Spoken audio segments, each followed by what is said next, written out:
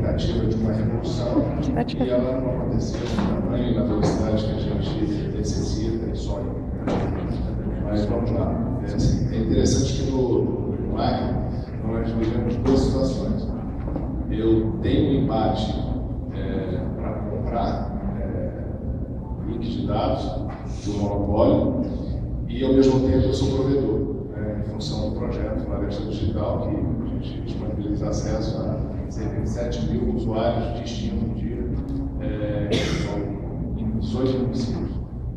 Então, eu sou os dois papéis dessa discussão aqui. Eu sou provedor, eu atendo, não corrijo, não reparo no tempo correto, eu sou pressionado e tudo mais. E eu vivo outra ponta, a ponta do usuário, na medida que eu compro um serviço de péssima qualidade.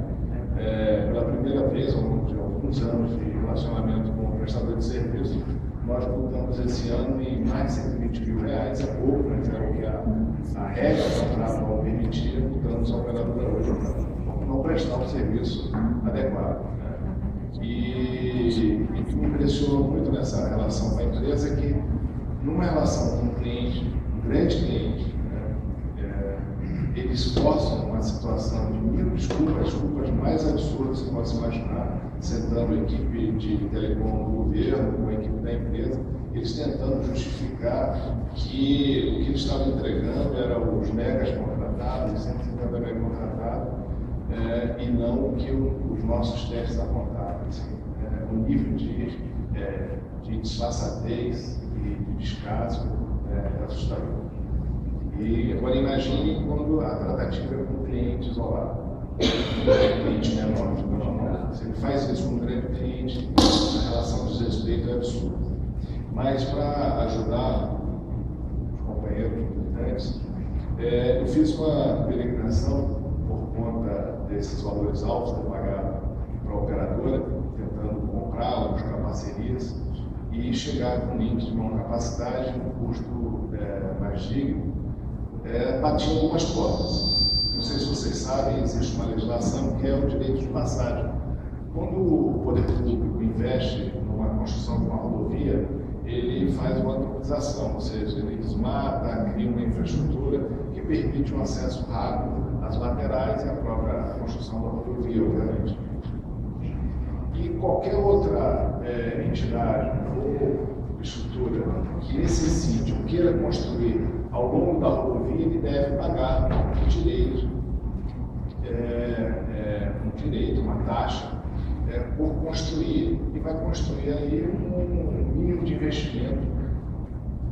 Aí eu comecei, levantei a legislação, bati na porta do DENIT, e qual foi minha surpresa? Primeiro, espero que ninguém saber disso. Não, ninguém cobra, ninguém acompanha e tal. Aí insisti, aí identifiquei que existe um fundo. Esse fundo, quem faz a gestão é o Ministério de Ciência e Tecnologia. Eu disse, tudo bem. Então, já que a minha ideia é o quê? As empresas de telecom lançam fibra ao longo das BR. Bem, se ela lança fibra, não me interessa realmente comprar,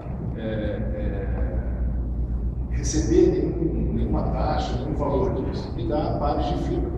A partir daí, eu vou iluminar essa fibra e vou ter um acesso de irrigação ao conjunto dos municípios. Bem, primeiro a legislação veda isso, porque é impressionante.